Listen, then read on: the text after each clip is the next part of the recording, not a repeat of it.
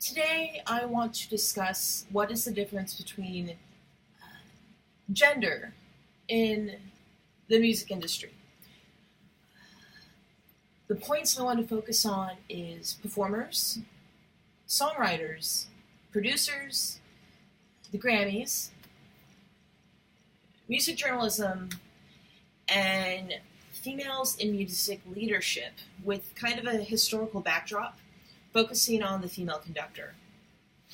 So, performers. Now, according to Dr. Stacy L. Smith at USC Annenberg in Mass Communication, there is a study of 600 songs from 2012 to 2017.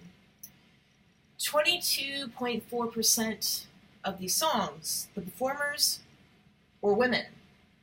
So, let's think about men versus women when it comes to performers, to singers.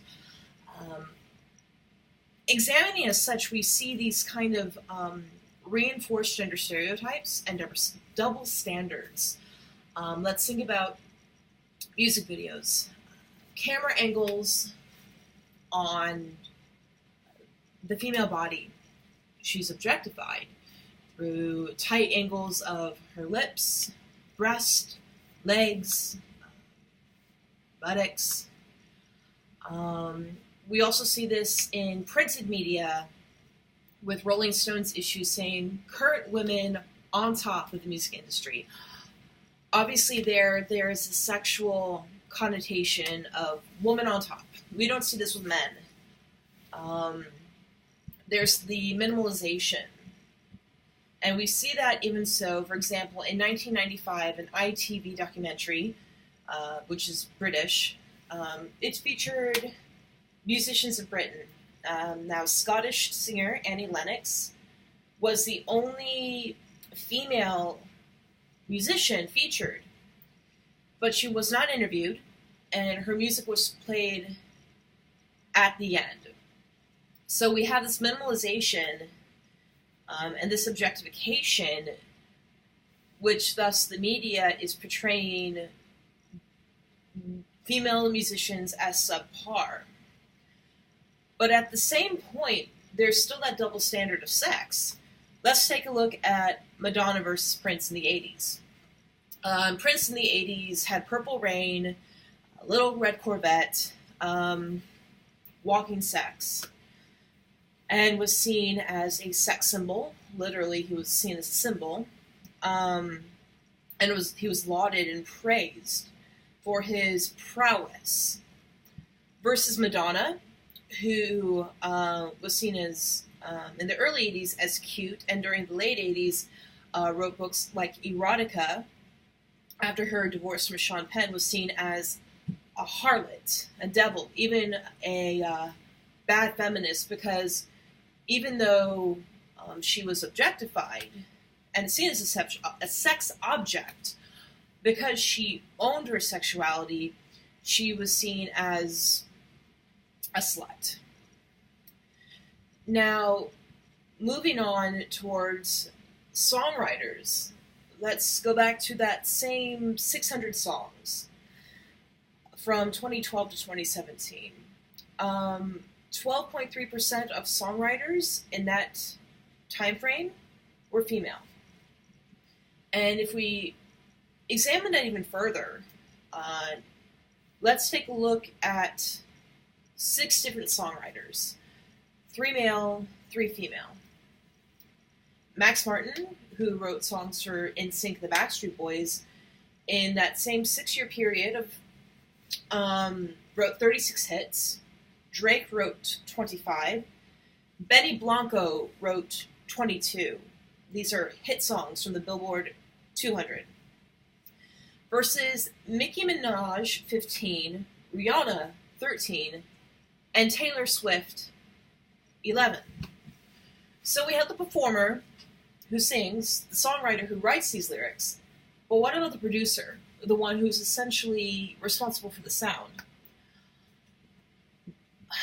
2% of producers are female in the music industry.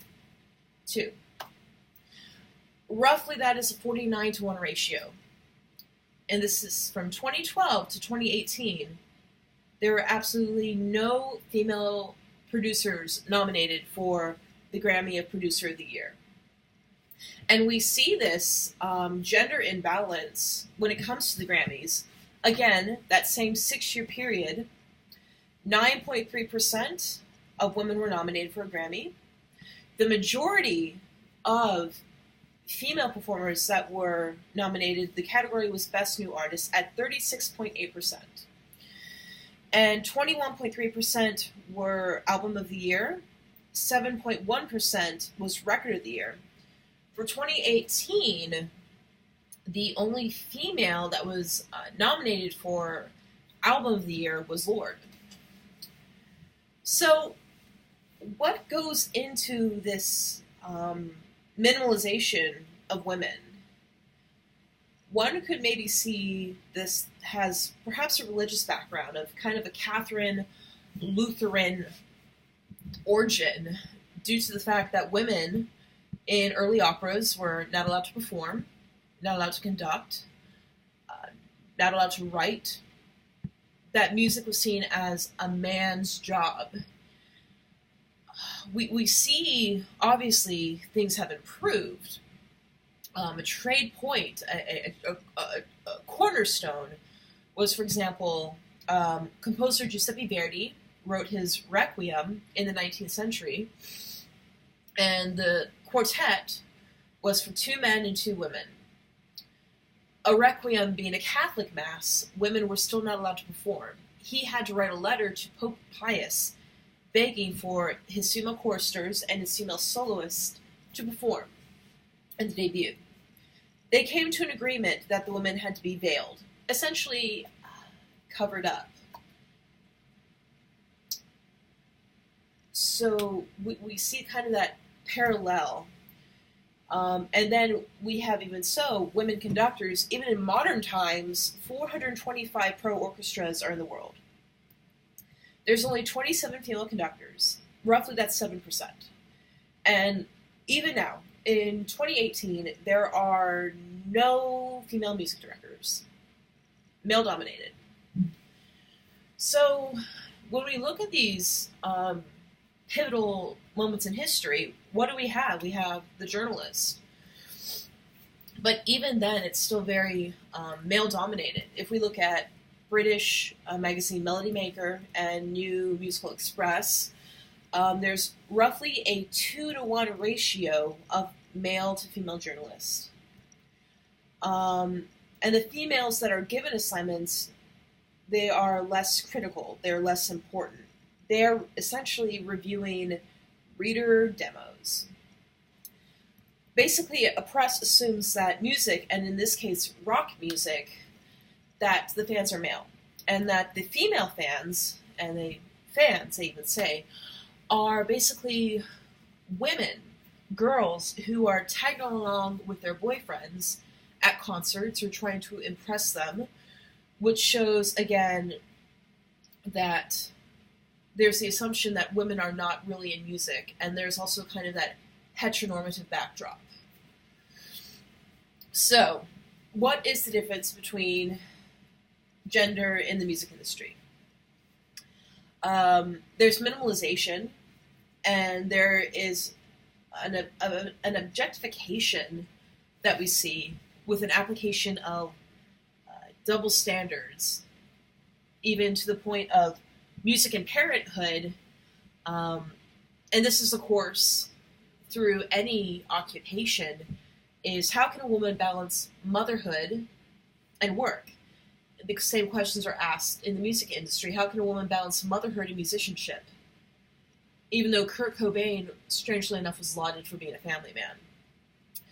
So, in a nutshell, in the different echelons of the music industry, we see male dominance and objectification and minimalization, which basically goes into sexism. Thanks so much.